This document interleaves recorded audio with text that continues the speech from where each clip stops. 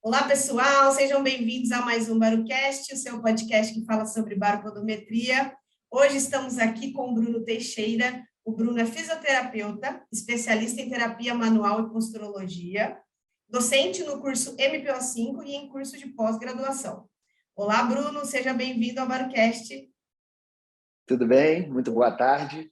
Para mim é uma grande honra ter sido convidado por vocês. Vamos aqui bater um grande papo sobre raciocínio clínico, sobre dados, né, sobre a baropodometria e como eu uso isso no meu dia a dia clínico. Muito obrigado pelo convite. Perfeito. Bruno, então, para a gente começar esse bate-papo, né, conta para a gente como que você iniciou na área, né? Por que você escolheu trabalhar com a fisioterapia? Então, né, duas coisas eu sempre fui muito apaixonado desde criança, né? Uma era o esporte, e desde que eu fui crescendo, chega aquela hora que você começa a escolher que tipo de profissão que você vai escolher, né? A minha primeira opção, na verdade, era educação física, né? Mas uma outra coisa que me encantava quando eu fui começar a entender um pouco mais, até pela questão familiar, né? A questão dos tratamentos medicinais, né? A própria medicina, a própria fisioterapia, tenho médicos, tenho fisioterapeutas na família, né? E a terapia manual sempre foi uma coisa que me encantava demais, né? A questão do tratamento terapêutico manual nas suas diversas modalidades, né? Então, a fisioterapia foi uma coisa que me chamou e era um caminho irreversível, porque ali eu consigo juntar as duas coisas que eu mais gosto de fazer. A terapia manual como método, né, de tratamento, e a cinesioterapia, que faz parte da vida do fisioterapeuta independente da especialidade, onde eu conseguia juntar questões relacionadas ao exercício físico. Então, a fisioterapia entrou na minha vida justamente com as duas coisas que eu mais gosto de fazer com a fisioterapia. É a terapia manual nas suas mais diversas aplicações e dois, associar isso a um exercício físico direcionado e individualizado ao meu paciente. Né? Já estou aí há 18 anos, vou fazer esse ano 18 anos de formado. Caramba! Claro, sempre com aquela pegada forte, né? A gente tem hoje a fisioterapia, ela cresceu muito, ela avançou muito, então eu sou um cara que advenho já de um novo processo, né, da fisioterapia e venho acompanhando essa evolução e continuamos aí, na constante evolução para sempre levar o nosso melhor. Sempre, perfeito. Eu sei que a osteopatia, né, ela é uma especialização dentro da área de fisioterapia, né? Você pode explicar para a gente? Sim. Você pode explicar um pouquinho o que é a osteopatia?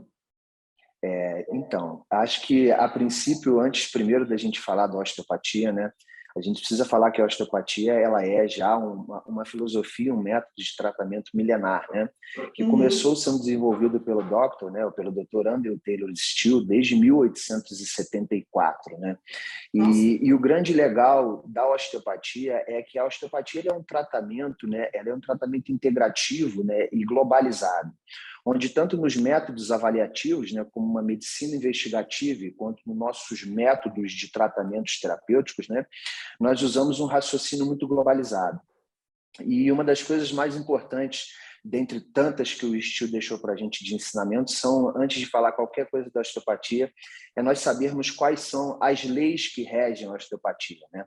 Então, a osteopatia ela tem 4 leis, né, que nos regem e que nos levam a levar adiante esse método de medicina investigativa e tratamento terapêutico através das nossas mãos e do nosso raciocínio clínico, sempre baseado numa anatomia muito forte, em fisiologia, em biomecânica, em patologia humana, né? Sempre e nunca esquecendo com um tratamento muito integrativo e globalizado. Então, o Still deixou 4 mensagens importantíssimas que a gente leva para sempre, né, com a gente, e todo osteopata vai sempre levar no seu estudo e no seu aprendizado ao longo do caminho e, claro, nas suas intervenções, né? Que é a unidade do corpo, não tem como separar, nós somos seres únicos, indivisíveis, né? Então, por isso, com o tratamento osteopático, nós olhamos o ser humano como um todo e não olhamos só um segmento corporal, né? Nós integralizamos tudo isso e trazemos isso sempre para um contexto globalizado dentro da queixa do paciente, né? 2, né, que pode ser o 1 também, que é a unidade do corpo, não tem como separar, né? Nós somos seres únicos, individuais e inseparáveis, cada um com o seu contexto biológico, psicológico, social e econômico, né? A gente não pode deixar de botar no contexto, que faz toda a diferença nisso, né? Então, o primeiro e o segundo seriam isso, né? O terceiro, que nós não podemos deixar nunca de esquecer, né? A estrutura governa a função. Por isso que nós, com tratamento e com raciocínio osteopático, sempre procuramos dar o melhor de funcionalidade a toda uma questão sistêmica do corpo, para que com isso nós possamos ter um funcionamento orgânico melhor, né? E onde nós vamos cair no último, né, desses princípios que são fundamentais, que é justamente, além de toda essa integração, a questão da lei da artéria e da autocura, né? Nós precisamos com que esses fluidos eles sejam cada vez mais harmônicos, que possamos com isso, diante desse pensamento, desse raciocínio integralizado e da nossa prática globalizada, com que nós possamos fazer com que o paciente tenha, né, cada vez mais capacidade da autocura, porque na verdade o que nós facilitamos é um processo nada mais, nada menos, de levar esse corpo ao que nós chamamos de homeostase, né? Que é o seu equilíbrio natural. Legal. Legal? Nossa, associado a isso, é o que a gente leva, claro, com muita responsabilidade, sabendo, né, de tudo, são muitos anos de formação, né? Então, pela escola que eu estudo e pela escola que eu quero continuar, que é a Escola de Osteopatia de Madrid, né? Temos muitas boas escolas aqui no Brasil. Sim. Né? São 5 anos de formação, onde você precisa ter uma dedicação extrema para você conseguir se tornar, né, um profissional de ponta. Legal, muito bom. Quais os casos, né, que a osteopatia trata? Existe alguma contraindicação? Então, na verdade, a osteopatia, né, didaticamente, ela é subdividida, mas não existe subdivisão para o osteopata, né? O osteopata, ele tem que fazer a sua formação completa, e a sua formação completa, didaticamente, passa pelo sistema estrutural, que nós chamamos que é o sistema músculo-esquelético, né?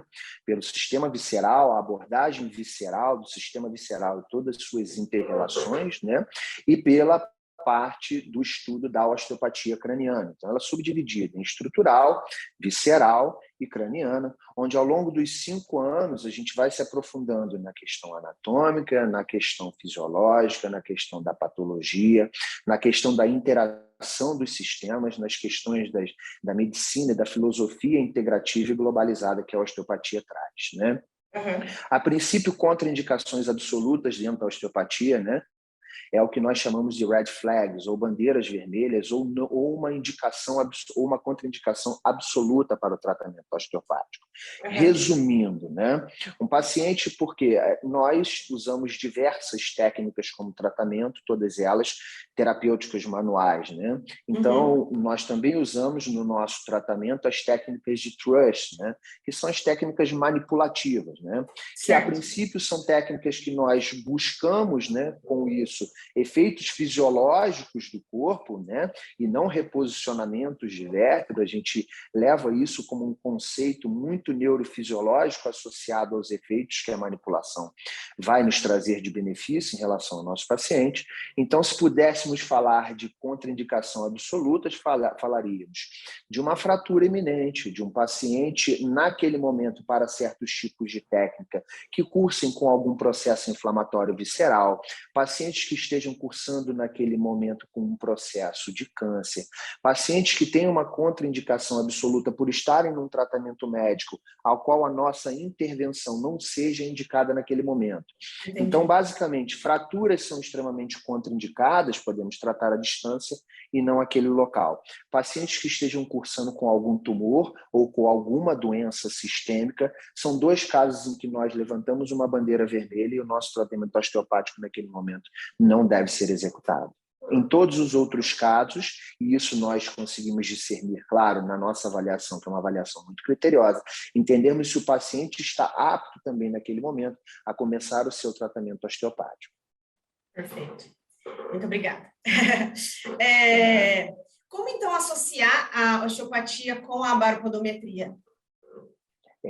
Na verdade, a baropodometria ela entra no meu contexto com o raciocínio osteopático, principalmente quando eu penso em dados estabilométricos, tá? Os dados estabilométricos, para mim, são importantes porque é uma queixa comum em meu consultório, pacientes que têm queixas cefálicas, né? Pacientes que cursam com processos de tontura, pacientes que têm queixas vestibulares, como vertigens associadas, né? Pacientes enxaquecosos que passam, muitas vezes, por desequilíbrios, né, ou por déficit do controle motor por causa das suas alterações vestibulares, pacientes que chegam com queixas de pós-trauma, principalmente porque eu também trabalho com palmilhas, né, e a gente sempre fica atento em relação a isso na avaliação, principalmente traumas de membro inferior, onde você muitas vezes cursa com um processo de alteração de marcha e com queixas persistentes depois disso, onde os dados, tanto pressóricos quanto estabilométricos, nos orientam, né? Um dado que eu sempre gosto de somar muito também no raciocínio posturológico é que nós trabalhamos com entradas neurosensoriais. E das entradas neurosensoriais, né, tanto pés, quanto olhos, quanto sistema vestibular, quanto sistema estomatognático e cicatrizes no tecido conjuntivo, nós conseguimos perceber também, através dos dados que a plataforma nos dá, as alterações do centro de gravidade, as alterações pressóricas e as estratégias de equilíbrio que o paciente usa, tanto em estática, quanto em dinâmica, quanto em apoio unipodal. Eu costumo usar com o meu raciocínio osteopático no pré e no pós-conduta dos pacientes na mesma sessão, no mesmo dia da consulta, principalmente esses pacientes que têm alterações vestibulares. Por quê? Porque eu consigo mensurar os dados estabilométricos antes da minha intervenção e eu consigo confrontar esses dados estabilométricos depois da minha intervenção. E a gente percebe que as estratégias, muitas vezes, que o paciente usava antes da sua intervenção e que ele começa a usar depois da intervenção, principalmente no dado estabilométrico, me dá sempre, na maioria das vezes, um resultado muito satisfatório. Então, quer dizer, isso me ajuda a corroborar que a minha terapêutica, que a minha avaliação me trouxe com o meu raciocínio clínico, com a minha intervenção, né, terapêutica manual naquele momento, com todas as coisas associadas ao conceito posturológico também, com que nós tivéssemos melhora nos dados estabilométricos no pós-sessão. Então, se a gente puder juntar numa caixinha, né, dentro do que eu faço, nesse conceito, pensando na osteopatia junto, seria isso. Legal. A gente tem muitos, né, osteopatas que são clientes nossos, né, e a gente sempre costuma perguntar para eles como que está indo o trabalho, né, sempre para ter esse feedback que é bem importante. Alguns relatam para a gente que eles fazem até em tempo real, assim, né, por exemplo, você disse que faz um pré e pós, por exemplo, na mesma sessão, né, o que é muito legal, porque você recebe a pessoa, você analisa ela na baropodometria, né, vê várias informações que você quer colher ali, e aí logo após a sua manipulação você consegue ver também, já ver o que alterou e o que vai alterar conforme o tempo também, né, porque ainda tem um tempo também. E você costuma fazer isso também, de visualizar em tempo real, por exemplo, fazer alguma manipulação com a pessoa de cima da plataforma? Olha, em cima da plataforma especificamente, eu não costumo intervir no paciente. Quer dizer, eu intervenho, como por exemplo, muitas vezes eu uso, né, peças podais sem a plataforma e uso com a plataforma e mensuro aquilo ali com a plataforma, tanto estática quanto dinâmica, tanto com e tanto sem aqueles elementos, para eu ver a resposta que eu vou ter, quais são os dados que eu vou ter, tanto pressóricos e estabilométricos, diante da queixa que ele tinha e diante da intervenção terapêutica que eu preciso ter. Mas, por exemplo, já usei em vários pacientes com queixas de coluna, por exemplo, que tinham grandes alterações, pacientes crônicos, que cursavam com grandes alterações dos dados estabilométricos, também o pré e o pós-manipulação. Ah, tá, bacana, entendi, perfeito. Bruno, agradeço muito. Se você quiser completar, falar mais alguma coisa, fica à vontade. Adorei bater esse bate-papo aí com você. É sempre muito gostoso poder aprender mais, porque esse podcast, para mim, ele é um aprendizado diário. A gente entende muito sobre baropodometria, mas a correlação que faz, né, com diversas áreas, assim, é fantástico, né? Ver a possibilidade, o mundo inteiro que tem de possibilidades, que é muito legal. Agradeço muito você, gostaria que você deixasse suas redes sociais para a gente poder seguir você, acompanhar o seu trabalho, né? Enfim, os cursos que você dá também, né? Se tiver possibilidade de entrar nesses cursos, deixa aí tudo, pode aproveitar esse espaço. Eu que agradeço mais uma vez o convite, é um prazer para mim poder estar aqui. Grandes profissionais, grandes craques da fisioterapia, que eu acompanho sempre vocês, até porque eu sou cliente de vocês também, e uma honra poder hoje estar podendo falar um pouco da minha prática clínica, levar um pouco mais à frente, né, a fisioterapia, que eu acho que é uma das nossas missões. Agradecer a vocês e parabenizá-los pela grande equipe, tanto do pré-venda quanto do pós-venda e do intervenda, que eu acho que assim, a assistência ao cliente ela é fundamental. Parabenizar porque a plataforma realmente é uma plataforma maravilhosa. Aconselho a todos os fisioterapeutas que puderem, né, se aprofundem. Quem puder adquirir, também adquira, porque é um grande recurso terapêutico no dia a dia. Tá bom? Das minhas redes sociais, Instagram e Facebook, o endereço é o mesmo, é @Bruno Fisioterapia Osteopatia. Por lá a gente sempre passa deixando muito conteúdo de qualidade, raciocínio clínico, um pensamento fora da caixa, um pensamento integrativo e globalizado, e aquilo que eu faço no dia a dia. No YouTube, eu boto também algumas coisas de raciocínio clínico, dicas para pacientes, né? E todas essas interações lá no YouTube. Meu canal é Bruno Teixeira, fisioterapeuta. Tá bom? Muito obrigado pelo convite. Fico sempre à disposição para a gente bater esse papo legal aí. Perfeito, Bruno. Muito obrigada. Pessoal, muito Eu que obrigado para agradeço. quem ouviu até agora. Agradeço muito. Semana que vem tem outro episódio aí para vocês. E até mais. Tchau, tchau.